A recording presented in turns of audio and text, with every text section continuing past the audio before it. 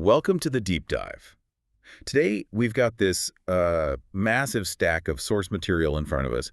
Notes, internal memos, really deep reflections. Yeah, it covers one of the most, intense political transitions probably in modern American history. We're talking about that 107-day sprint from vice president to presidential nominee. It's like shifting gears politically at, what, 150 miles an hour? Absolutely. And our mission here for you, the listener, it's way more than just a recap of the timeline. You already know that part. Right. We want to go inside that strategic pressure cooker, look at the huge internal conflicts, the political, betrayals even, and the personal toll, the exhaustion. Yeah, charting exactly what it takes to flip an entire campaign operation, one designed for a long-time incumbent. And pivot basically overnight to support a historic new challenger. And untested, really, all in just over 3 months. It's like tearing down a building that took decades to build and just, boom, replacing it instantly. The ultimate political reset. So what were those flashpoints, those key negotiations, the moments of just sheer chaos? Okay, let's unpack this. Yeah. Let's jump right into that crisis moment. Where did it all start? Well, the absolute precipice, the moment, where the shift just felt inevitable. That was President Biden's debate performance back in June. Right, that was actually 3 weeks before that July 21st date we see later in the notes. Exactly. And the sources, they detail how the outside world saw it, which is devastating, obviously. But the internal read, just as grim. The descriptions we have here, they're just heartbreakingly specific. It says he answered in a, quote, thready voice. Mm-hmm. Rushing through points like he was, I don't know, fighting the clock. And there was this palpable sense of exhaustion. Yeah. And the most haunting phrase, the one repeated in these notes, is that there was no light in his eyes. Wow. Just gone. Wow. And the analysis of why, it seems like it was pretty immediate. Oh, yeah. The consensus was clear. He'd been, quote, loaded up with too many stats. Just too much data. It buried his core arguments. But there's more to it, right? The emotional context. Definitely. What's often missed is that the sources note he was already downbeat and extremely tired before the debate. And critically, he was worried about the prep process itself. The debate camp. Mm-hmm. He apparently called it awful, said they break you to make you. Yeah, it's designed to strip you down so they can rebuild you, but it sounds like it just left him feeling battered, worn out, even before he stepped on stage. Okay, so what happens immediately after? That must have been intense. Intense is an understatement. It leads to one of the most revealing moments of internal conflict. Right after the debate, they set up this high-pressure reaction room. And campaign HQ in Atlanta sends over talking points. Specific ones. Delivered straight to the vice president and her team. Designed, to control the story. And these weren't subtle, were they? I see here they declared in all caps, Joe Biden won. Yep. All caps. Plus the line that he was just fighting through his cold. That was the official story they expected everyone, including her, to just repeat. But her team didn't buy it. They outright rejected them. And this wasn't like, a minor disagreement. This was fundamental, ethical, strategic. Sources mention an aide making a comparison to a Richard Pryor joke. Yeah, basically saying, you gonna believe me or your lying eyes? The team knew. They knew if they went out there and lied about what everyone just saw. It would kill their own credibility. Instantly. Exactly. A fatal compromise. And that decision, to be honest, it paid off immediately. Yeah, so. The perception shift was instant, dramatic. Anderson Cooper, right after her post-debate interview, said it on air. Neither person on that stage tonight made the argument as coherently as you just did. Wow. That's a powerful statement right there. And then the floodgates just opened. John King on CNN, his observation was even bigger. He called the previous 3 years how the administration handled her role one of the greatest acts of political malpractice he'd ever witnessed. He saw her potential star power that had been sidelined. Yeah, he recognized it immediately. The message was crystal clear. The public saw what needed to happen, even if the White House didn't quite get it yet. Which brings us then to the actual withdrawal negotiation. Yeah. Very delicate. Incredibly delicate. The sources point to this key meeting on July 15th. And get this, it happened right after a briefing about the assassination attempt on Donald Trump. Adding another layer of just global tension to everything. Right. The president had already signaled his decision. But his top aides, Steve Ricchetti and Mike Donnellan, they had a plan.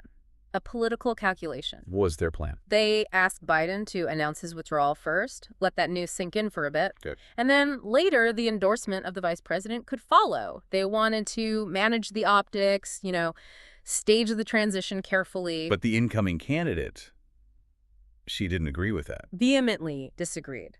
She argued that separating those two things, creating any daylight, as the notes say, between withdrawal and endorsement, Would just invite chaos. exactly, more turmoil and speculation.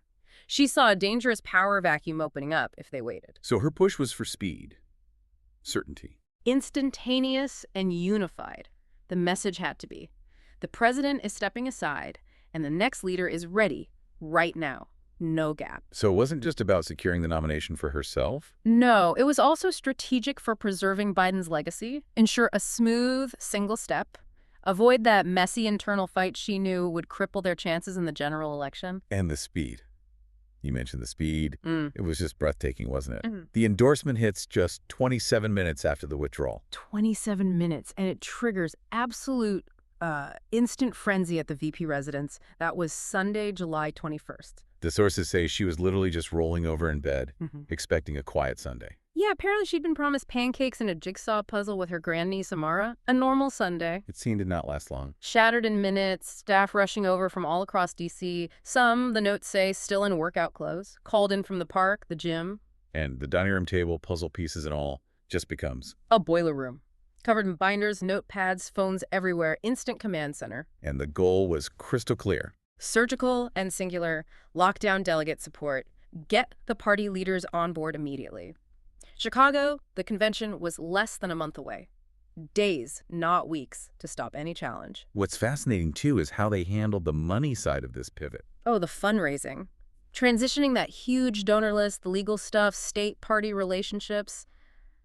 It's a Herculean task. But they did it. Flawlessly, it seems. And the result was just staggering. $310 million raised in that first month alone. $310 million. Just, wow. Put that in perspective for us. That was more than double what Donald Trump pulled in during the same period. It signaled this immediate, overwhelming wave of enthusiasm from Democratic donors. A massive operational success story right there. Give them instant financial footing. They had the cash, yeah. Yeah. But they still needed the political buy-in from the big names, the power brokers. And the notes from those calls, Yeah. they're quite revealing, aren't they? Highly revealing. Barack Obama's reaction, for instance. Supportive, yes, but also demanding. What did he say? The quote is, "Saddle up. Joe did what I hoped he would do, but you have to earn it." He made it clear, no finger on the scale. So the nomination had to be won, not just handed down. Exactly. She had to earn it herself. And Nancy Pelosi, former speaker. She expressed sadness about Biden leaving, naturally, but she also insisted on a process. She felt there should be some kind of primary, not an anointment. Worried about the precedent, maybe. Okay, so some pushback there, or at least caution. A little bit. And then there's this almost comedic entry about Gavin Newsom, the governor of California. What does it say? The notes are incredibly short, just hiking, we'll call back. And then in parentheses, he never did. Wow, that says a lot, doesn't it? The Yeah. immediate calculation, the hesitation from potential challengers. It really does. Yeah. But despite these hints of wanting some kind of contest, The candidate herself shut down that mini primary idea. forcefully, her stance was unambiguous. This is the process. If anyone wants to challenge me, they're welcome to jump in, basically daring them. Daring them to waste time and money on a fight they probably couldn't win. Exactly. She argued passionately, apparently, against the chaos, the lost time trying some half-baked procedure. The clock was ticking for the general election. Time was everything. And while all this political maneuvering is happening, they're also rebranding instantly. Instantly and aggressively, one of the very first decisions, join TikTok. TikTok. Interesting. Yeah, set up a specific Gen Z team, people in their 20s, to run it, keep it authentic, and they segmented their whole social media game. How so? Insta for millennials, Twitter for the political junkies, and Facebook for boomers.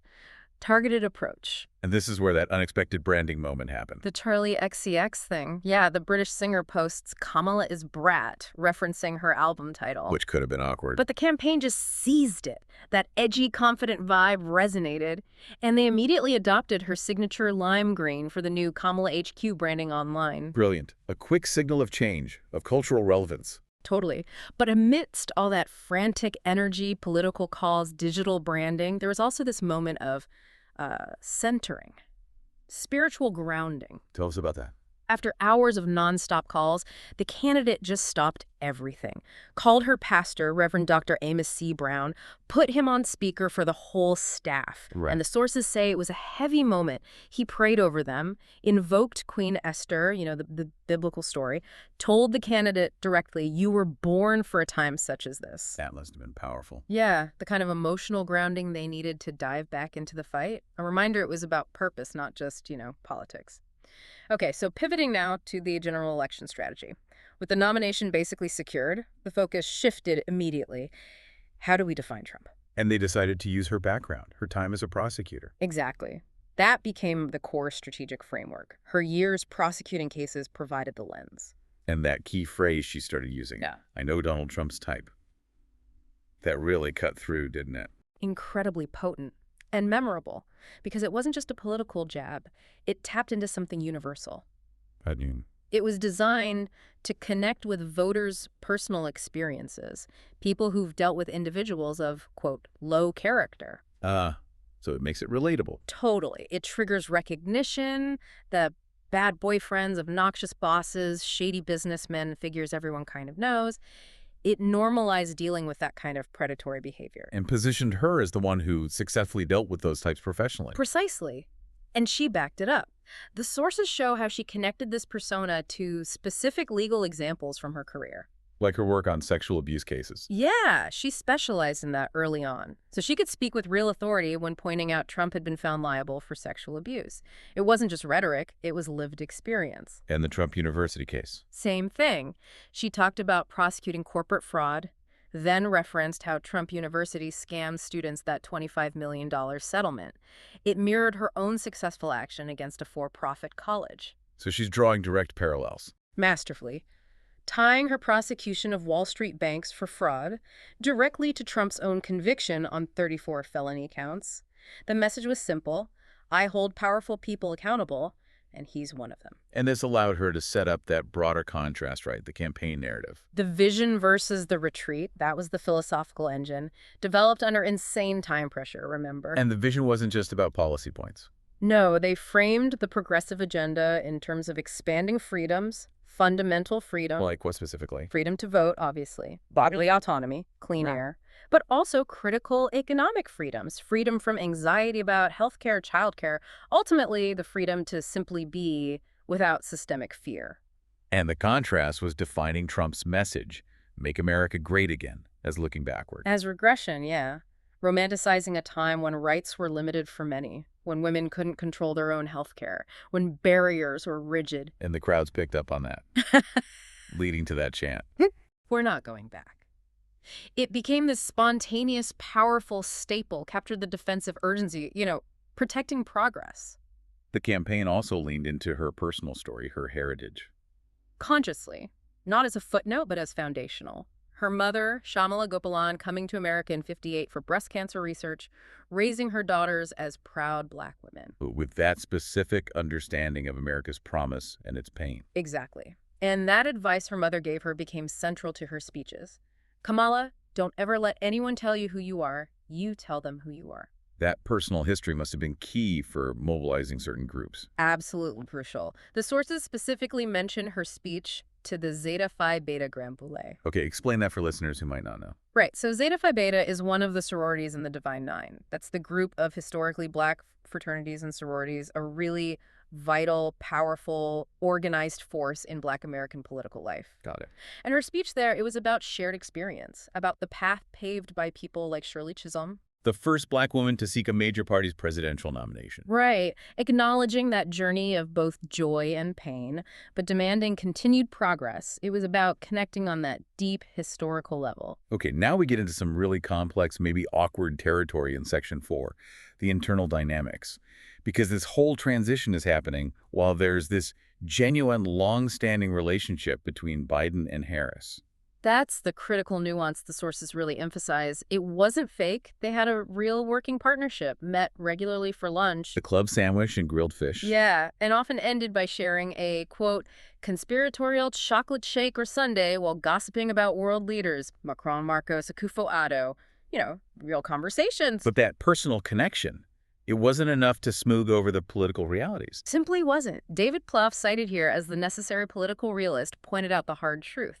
Biden's 41% approval rating, it was a ball and chain on the new campaign. So the transfer of power had to overcome that public mood. Had to. And the strain, it was palpable immediately, which led to this painful loyalty quandary. This is the July 4th incident. Yeah, the notes detail this tense exchange. July 4th, supposed moment of national unity.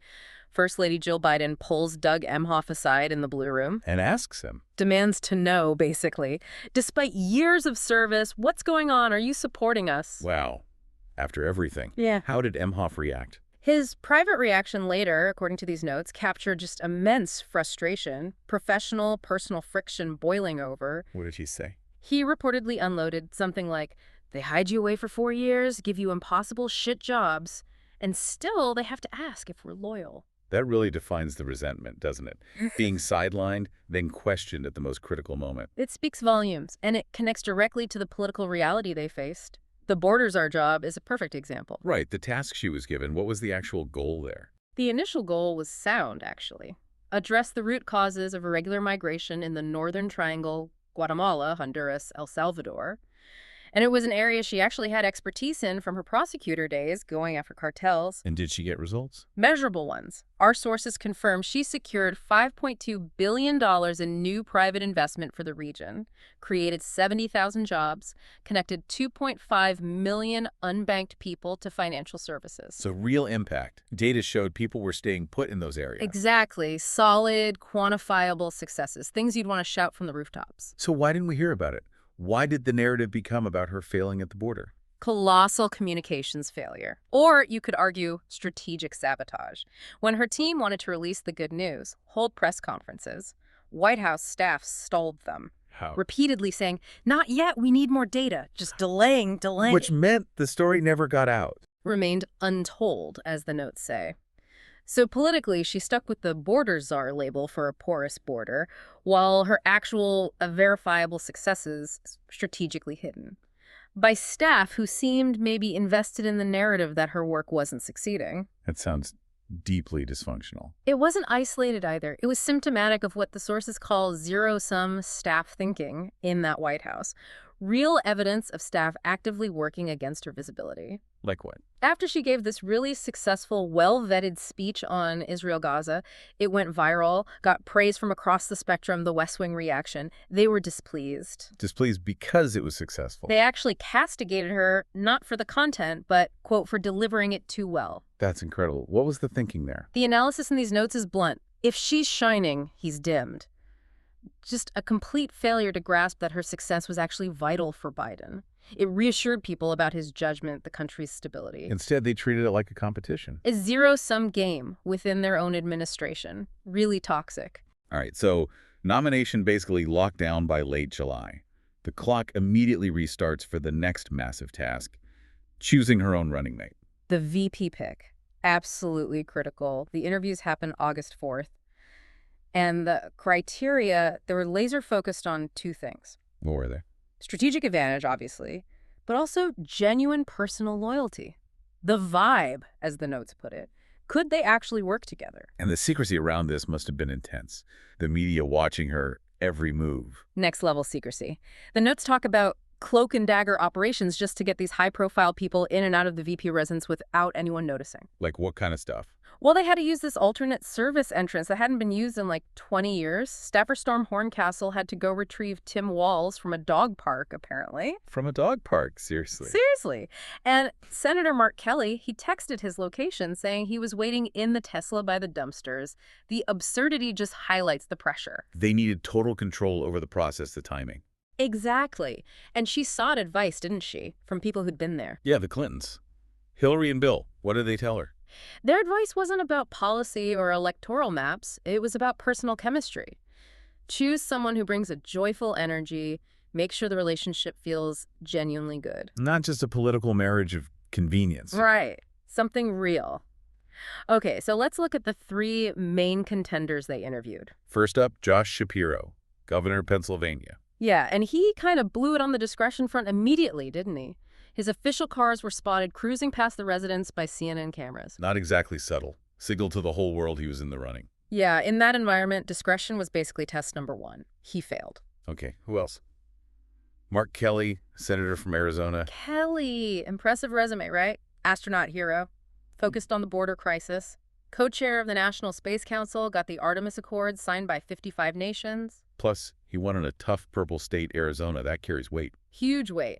Very strong candidate on paper. And the third was Tim Walz, governor of Minnesota. Walz. And the interesting thing here, the sources emphasize, is that he stood out partly because he was less polished. How so? He apparently downplayed his own skills right away, said things like, I'm not a good debater, and I've never used a teleprompter. That sounds like a negative, doesn't it? You'd think, but it came across as an asset.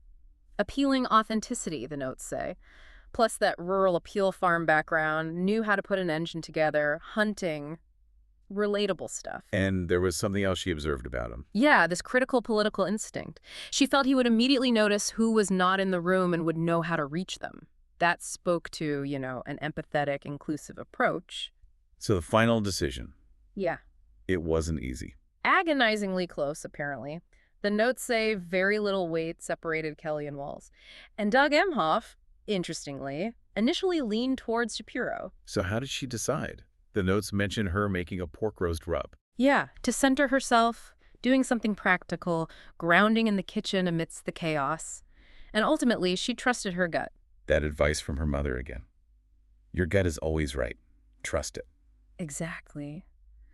She decided Walz was the right partner, balanced Kelly's impressive CV with Walz's sort of immediate, broad human connection. Which led to that now famous story about the phone call. Oh, the announcement call. Instant campaign legend. She calls Walz to offer him the spot. But he sees blocked number and doesn't pick up. Refused to answer. Thought it was spam, a telemarketer, whatever. They spent minutes, agonizing minutes, trying to reach the guy who's about to be the VP nominee. Until someone texted him. Senior-age Sheila Nix had to text him the immortal words. Pick up the damn phone. Incredible. Just incredible. So once he's picked, how do they introduce him? What's the strategy? Define him quickly. Lean into the positives. They immediately brand him Coach Walz. Coach.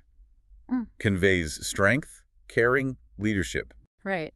And they capitalize on that Hallmark movie biography, coaching the losing high school football team to a state championship. It's a great story. And they highlighted something else too, right? About inclusion. Yeah, this specific, powerful anecdote, Walz becoming the faculty advisor for his school's first gay-straight alliance. Why was that significant? Because it sent this clear message of inclusion, but coming from him, a soldier, a football coach, straight, married guy, showed he understood community, acceptance from a really authentic place.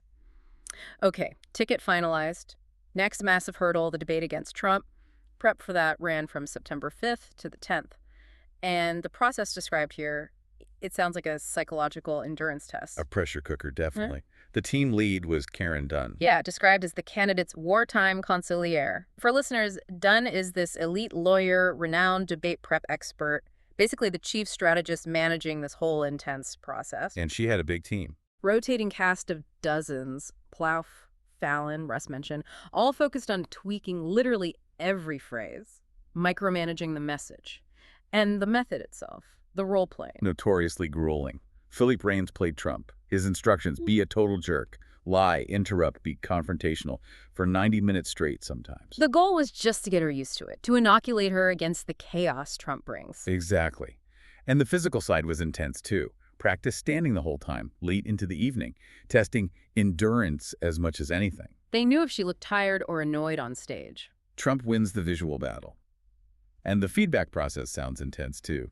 Yeah, critique was synthesized outside the room. The dozen or so people watching past notes silently, those were consolidated, delivered later, analyzing everything. Like she was visibly annoyed. We've got to get her immune to that. High-level tactical stuff, almost psychological conditioning. But there had to be moments to breathe, right? It couldn't all be brutal. There were. The sources highlight Reigns' dropping character sometimes. Doing a comic monologue once, joking about her always being on time, calling the mock Trump a very small, very scared little man. Just to break the tension, let her laugh. Exactly. A necessary human release valve in that pressure cooker. But outside the prep room, the attacks were still coming, right? Nonstop. Oh, yeah. Trump's comment at the NABJ meeting National Association of Black Journalists on July 31st that she happened to turn black. Classic Trump playbook. Low road, divisive, same stuff used against Obama, Nikki Haley. And the campaign's reaction internally? Did they want a big speech to respond? Some suggested it, yeah, but her reaction was immediate and furious, according to the notes. She refused to take the bait. What did she say? Something like, "Are you fucking kidding me? What next? He'll say I'm not a woman and I'll need to show my vagina." She wouldn't let him set the agenda by baiting her on identity. Smart move. But the attacks also went after her family. They did. Laura Loomer posting about Doug Emhoff's past affair, dredging up personal history involving his ex-wife, kids. Really nasty stuff. How did Emhoff handle that? His response was noted internally as being a real mensch. You know, the Yiddish word for a person of integrity, honor. What did he do? He issued a statement, took full responsibility, expressed regret, but crucially, he protected the privacy of his ex-wife and children. A very measured, high-road contrast to the attacks. Okay, so the debate itself, September 10th, how did the prep translate? It showed. The strategy was clear. Stay on offense. Do not get dragged into chasing his crazy lies, the Marxism stuff, defunding the police. That just wastes time. And she landed some punches. Some really memorable ones. That spontaneous moment declaring it was rich for a convicted felon 34 counts to talk about law and order. That got a reaction from him, didn't it? Made Trump audibly gasp, apparently. Then snap back, "I'm talking now." Yeah. That direct hit really defined the exchange. And she addressed the Afghanistan withdrawal attack. Effectively neutralized it. Instead of defending the chaotic pullout, she went back further. Identified Trump's own disastrous deal with the Taliban, inviting them to Camp David, as the political origin of the tragedy. Shifted the blame. Smart. But the aftermath, it showed the weird reality of running against him. Totally surreal. The next day, the 9/11 memorial visit, Trump shakes her hand, tells her, "You were great last night." A moment of maybe traditional respect. Oh, God. Then at the Shanksville Memorial site, she sees a guy wearing these vulgar anti-Harris shirts. "Commie Kamala sucks." Stuff like that. So institutional respect 1 minute, toxic aggression the next. A perfect microcosm of the whole political landscape they were navigating. The campaign also had to grapple with these really tough social issues that Trump's team used as wedges, right? Especially the transgender issue. Yeah, this wasn't a sideshow. It was a major strategic push by the opponent.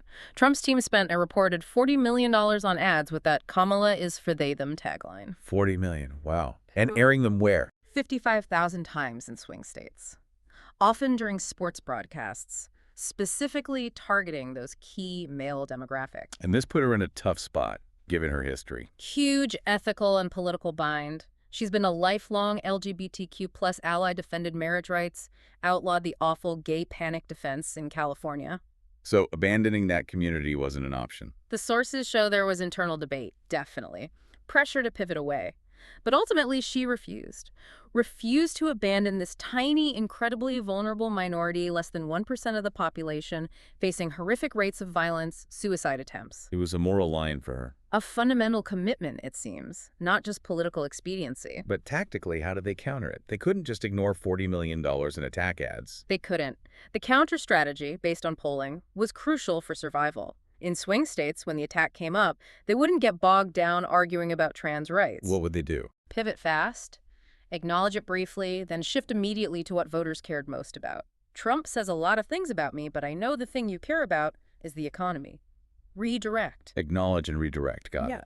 They also had to handle major external crises, right? Like Hurricane Helene. Yeah, testing her readiness to govern in real time forced her into that dual role, campaigning and disaster management, often literally at the same time. So what was her focus during the hurricane? Immediate duty kicked in, prioritizing FEMA briefings, coordinating federal aid, specifically pushing for that $750 immediate emergency grant for families. And helping local government. Yeah, securing 100% federal reimbursement for their recovery costs. It's not always guaranteed, but it's critical for quick rebuilding. She made sure it happened. But even then, the politics didn't stop. Not for a second. No. Partisan sabotage continued. Trump was posting lies online, claiming the administration was deliberately not helping Republican areas. "Left Americans to drown," he said. Just adding fuel to the fire during a disaster. Exactly. Meant the campaign had to spend precious time debunking misinformation while people were literally losing their homes. But the contrast in approach was clear. Stark. The notes say she was constantly on the phone with affected governors, Kemp in Georgia, Cooper in North Carolina, both Republicans, Trump, meanwhile, was very non-responsive to some officials. Governance versus grievance. And finally, in this section, the issue of guns, gun violence. Her perspective as a prosecutor must have shaped that. Critically, she kept emphasizing the horrifying statistic. The U.S. is the only country where guns are the leading cause of death for children, cited 83 school shootings in 2024 alone. And the Appalachia High tragedy became a focal point. Yeah, she used it to show the failure of reactive measures, armed officers, panic buttons.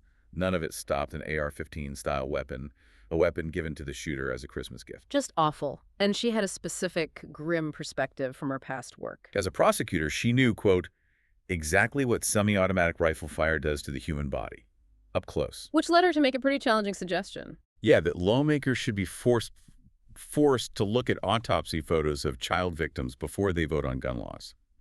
Vote their conscience, yes, but after confronting the physical reality. Using the horror as a legislative guide. A powerful, if grim, plea. So we're into the final stretch, those last weeks of the 107 days. The sources describe the toll it took. Physical, emotional, the campaign going into fight mode. Just sheer exhaustion setting in. There's this anecdote. After a brutal 19-hour day, she gets ambushed with an interview she wasn't prepped for with Dr. Mike. Okay. And he asks her, are you getting your 7 to 9 hours of sleep? She's so drained, she apparently slides a note to her staff saying, "Where's my briefing?" It's just totally out of it. And her response later became a campaign joke. Yeah, she apparently told her staff that was a rhetorical question, just highlighting the absurdity of asking about sleep at that point. Staff noticed the tension, too. Oh, yeah. Crisette Hudlin noted her shoulders were always tense. And when Hudlin tried to be sympathetic, be nice. The candidate kind of shut her down. Yeah, scolded her gently, saying, "You have to stop being nice to me," recognizing she needed that emotional distance, that armor, just to get through the final push. Wow. That grind affects personal lives, too, inevitably. The story of a Doug Emhoff. The birthday necklace. Yeah, a real humanizing moment of failure amidst the chaos. Completely exhausted, he forgets their birthday, gives her a repurposed anniversary necklace. Engraved with the wrong date. Oh, no. Exactly. It just shows the immense pressure they were all under. But a staffer stepped in. Storm Horncastle saw the need to maintain that personal connection, mandated that Doug write nightly, handwritten notes to his wife, just to keep that support channel strong. Smart move. Strategically, though, the sources point to some missed opportunities in those final days. Media appearances. Crucial ones.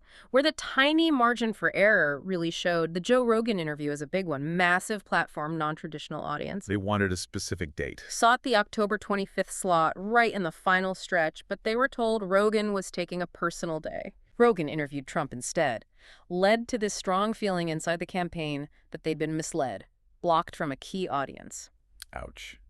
Any other examples? The View. There was an acknowledgement internally that maybe she didn't bring her a game to an earlier Dana Bash interview. But on The View, the strategic error was bigger. What happened? When asked if she'd have done anything differently than Biden, she didn't create enough separation, didn't distinguish her own path clearly enough. And the Trump campaign jumped on that. Immediately. Used the clip to, quote, shackle her to an unpopular president. Prevented her from fully stepping out from his shadow in those final crucial weeks. Okay, election night. The mood going in. Initially confident, surprisingly, Doug Emhoff and Tony West flew back to the residence feeling good. Based on their ground game reports, they genuinely thought they were going to win. So the turn was sudden. Whiplash. It started with a shock text Tony West got from a friend inside the Fox News decision desk, predicting a Trump sweep in the key battlegrounds, NCGA-AZ. A complete reversal of what they expected. Total shock. And the scene at the residence became surreal. Family members still upbeat, celebrating, while staff are quietly scraping Madame President icing off cupcakes. Oh, the cupcakes, that's brutal. Who delivered the final news? The chief digital officer, JOD, finally had to break the silence. Quietly told her, "I'm sorry, ma'am, I don't think you're going to get there." Devastating. And her reaction, her immediate decision. Call Trump. Right away. Restore that democratic norm he broke in 2020. Promise a peaceful transfer of power. Duty first, even in defeat. The concession speech. Yeah. How was that prepared? Meticulously, even in shock. She specifically told her speechwriter, Adam Frankel, take out the Trump language. No bitterness. Focus entirely on lifting up supporters. And the scene backstage before the speech. Emotional. Holding room at Howard University, Tim Walz and his daughter Hope just openly sobbing, but the candidates' words to them and in the speech were defiant. What did she say? We are not defeated. Our spirit is not defeated. Trying to rally them even then. And her final official act related to this. Presiding over the certification of Trump's election. Required, as the notes say, every ounce of poise and self-discipline. She pointed out only 2 other VPs in history had to certify their opponent's win. A difficult duty. Incredibly. Standing there performing the constitutional role, she declared that day, democracy stood. Hashtag tag tag outro. So if we pull back and look at this whole 107-day journey, what these sources really lay bare is a campaign defined by, yes, incredible speed and fundraising, but also Immense, constant internal struggle within the administration she was part of. exactly, and this relentless, just exhausting battle against shifting political norms and incredibly targeted misinformation.